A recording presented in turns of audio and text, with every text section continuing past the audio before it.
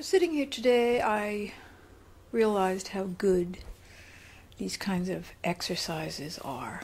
I've been dying for a while, not in any major way, but I realize that none of this is really any different than how I've been dying. But the fact that I'm thinking about it and focusing on it and looking at it as a process has really truly helped me clarify why it is that I might be dying. I think that, as I look at this is maybe a full day of dying with the pomegranate. And because I'm talking about spectrum and have focused on that aspect of building a palette and expanding my vision, I'm also, in some ways, expanding my vision in terms of dying itself as a process.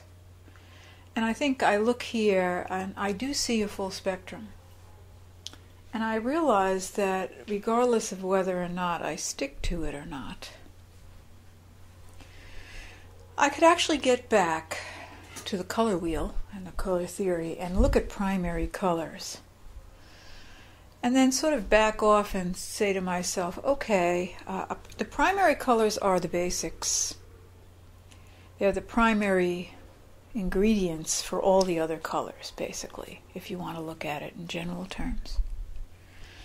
And so if I look at what's happened here, although I am using the yellow, I'm also applying the overdye theory here in terms of mixing the yellow with other colors.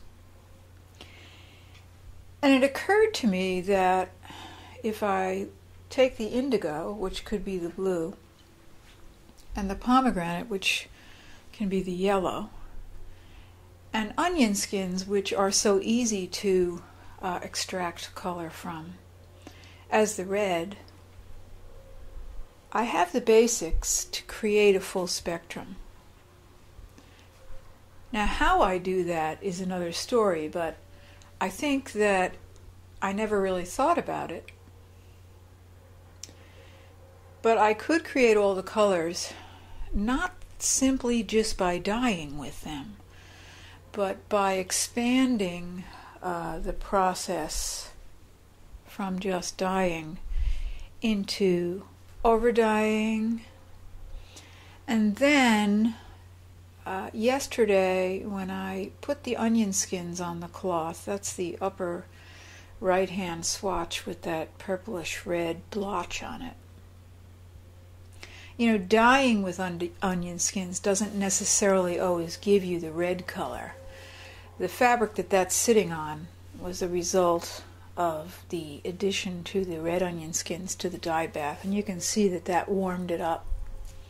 And I have gotten reds and pinks from onion skin dye baths, but the really true intensity comes from the Echo Print version, which is when you press the onion skin into the cloth and heat it up and let it sit. And so normally I would say that's a great way to get a red mark on the cloth. But here it's applied like an overprint, and I want to look at that as well. Not only am I aware of the fact that you can get colored marks on cloth through the echo dyeing process, but I'm thinking now it might be an interesting overlay, a way to mix colors, and I had never really thought of it that way before. And I'm also thinking that I might be able to, for instance, take the yellow cloth and cover it completely in onion skins, and therefore just generally over tint it into another color.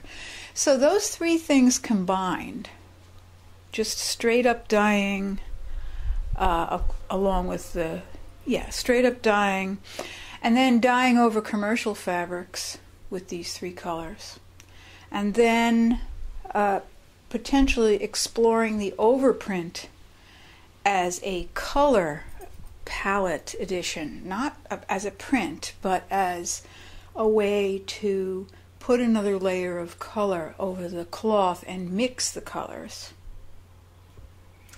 And then if I take what I call my neutralizing elements, which would be the pot that I use, and I have a copper pot, but I also have an iron pot. I mean, those pots change the color, they sadden the colors, they muddy up the colors. And then the tin can, which always gives me the potential for a blackened color. And you can see that I've blackened the one in the lower right-hand corner a little bit.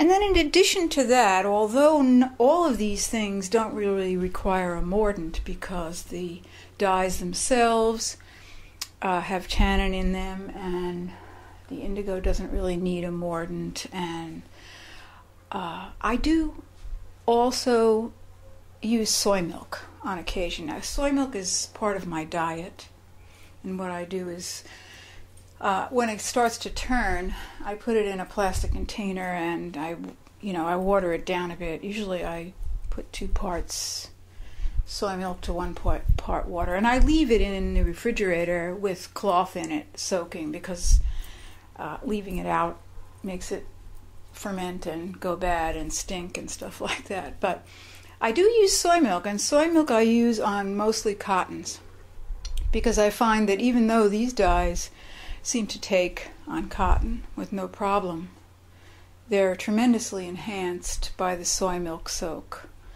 and sometimes it does change the cast a little bit. So that's the only real